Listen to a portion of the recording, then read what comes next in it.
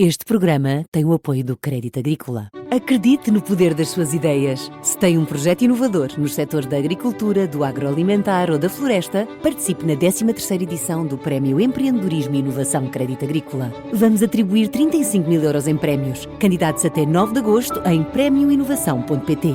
Crédito Agrícola, o Banco Nacional com pronúncia local. Caixa Central de Crédito Agrícola Mútuo CRL registada junto do Banco de Portugal sob o número 9000.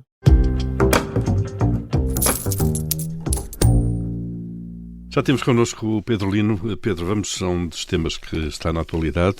O Fundo Soberano Português foi anunciado pelo Primeiro-Ministro, ainda não se sabe muito bem, não há detalhes sobre aquilo que é a ideia do Governo. Isto pode ser uma boa ideia?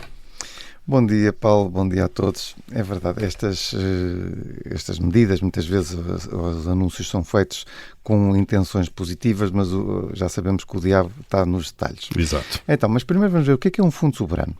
Na essência, um fundo soberano é uma carteira de investimentos que pertence a um Estado. Temos exemplos como a Noruega, Singapura, Emirados Árabes ou a Arábia Saudita. E todos estes fundos são diferentes entre si. Ora, este fundo soberano normalmente o objetivo é preservar a riqueza, gerar rendimento para as gerações futuras. No caso da Noruega, uma parte das receitas de petróleo vão para esse fundo, que depois investe de uma forma diversificada nas bolsas mundiais, em ações e em obrigações, por isso está a criar aqui um património para a geração futuras e um dos objetivos também é diversificar os ativos e proteger também setores estratégicos que parece-me que é aqui que Portugal se quer focar. Pelo menos foi esse o anúncio do Luís Montenegro. Foi esse o anúncio. Mas até que isto parece tudo consensual, agora o problema é, lá estávamos aos detalhes, de onde é que vem o dinheiro? Que é uma questão central logo. Não temos petróleo, noutros países, outros fundos soberanos são alimentados muitas vezes com receitas desse recurso natural ou de outros. Neste caso, quais são as alternativas? Então, a diferença entre, por exemplo, Portugal e a Noruega é que a Noruega investe os excedentes que são gerados pelo petróleo, ou seja, primeiro cria riqueza e depois investe essa riqueza. Portugal não tem essa riqueza. Portugal não tem excedentes desta dimensão. Claro. Por isso, segundo as notícias conhecidas até agora, o fundo vai se financiar e emitir dívida para comprar participações em empresas que supostamente são estratégicas para Portugal. Claro. E isto é completamente diferente. Uma coisa é investir os ativos que temos, outra coisa é pedirmos dívida, emitirmos dívida e investir. Já agora, em termos técnicos, há logo aí uma questão a ver, que é perceber se o fundo vai ter uma rentabilidade superior ao juro que está pagado de dívida. Essa é a questão essencial, porque para mim o fundo tem que ter uma rentabilidade pelo menos de 4%. Porquê? Porque são investimentos a longo prazo. O Estado consegue emitir a 3,5% e nós precisamos de 4% de rentabilidade, porque senão exatamente não compensa. E agora aqui vamos pensar qual é o sinal que esta decisão transmite, que é, nós normalmente dizíamos aos investidores particulares não peça dinheiro emprestado para investir em ativos de risco. Porquê?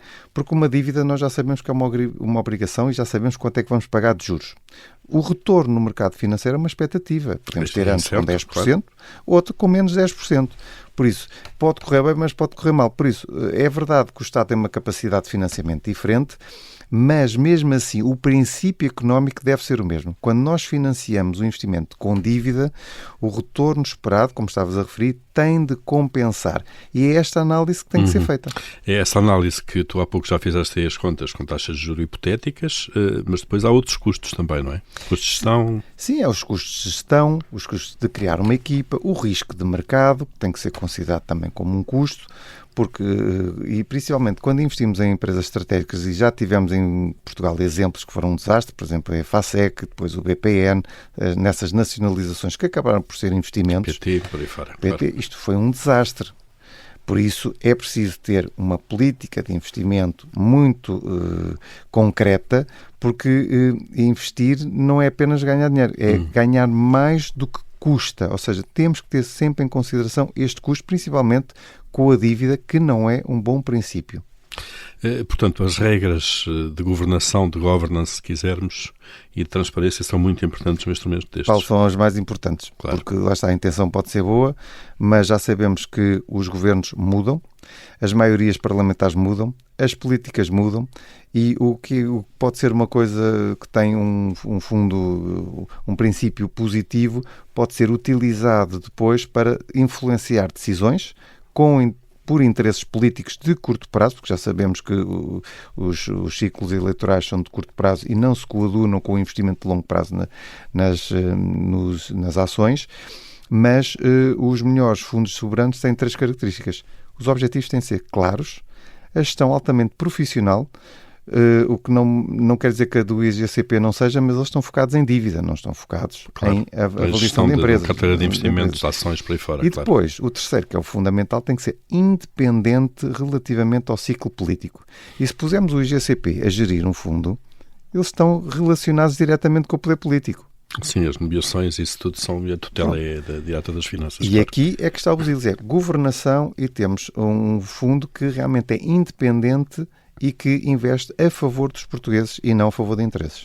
E este debate, que é um debate político, como estamos aqui também a fazer, tem aqui, há daqui alguma lição que possa ser tirada para as nossas vidas particulares? Eu acho, tendo em conta também os podcasts que nós já temos feitos, o investidor, seja particular, seja o Estado, tem que perguntar, qual é o objetivo? De onde é que vem o dinheiro? Qual é o retorno esperado e quem é que toma as decisões? Na realidade é aquilo que andámos a falar até agora.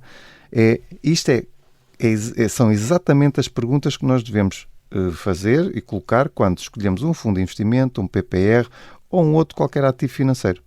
E o Estado devia pôr na política de investimento deste fundo soberano exatamente as respostas a estas 4 perguntas. Muito bem, para fechar temos 2 ou 3 notas então. É assim, o Portugal pode beneficiar de um fundo soberano. O problema é que o sucesso não depende dos anúncios, porque vemos sempre anúncios são de pompa e circunstância, mas depois a questão está na execução. Por isso, depende como é que ele vai ser financiado, da qualidade da gestão, da disciplina, que é muito importante, e depois há que ter sempre muito cuidado.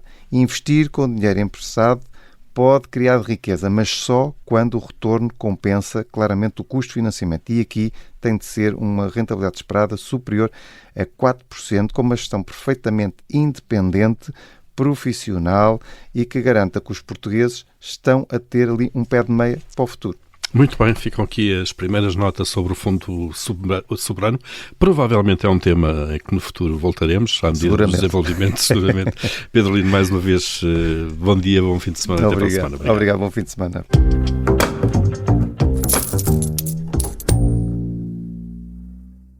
Este programa tem o apoio do Crédito Agrícola. Acredite no poder das suas ideias. Se tem um projeto inovador nos setores da agricultura, do agroalimentar ou da floresta, participe na 13ª edição do Prémio Empreendedorismo e Inovação Crédito Agrícola. Vamos atribuir 35.000 euros em prémios. Candidatos até 9 de agosto em premioinovação.pt.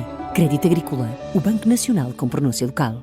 Caixa Central de Crédito Agrícola Mútuo, CRL registada junto do Banco de Portugal, sob o número 9000.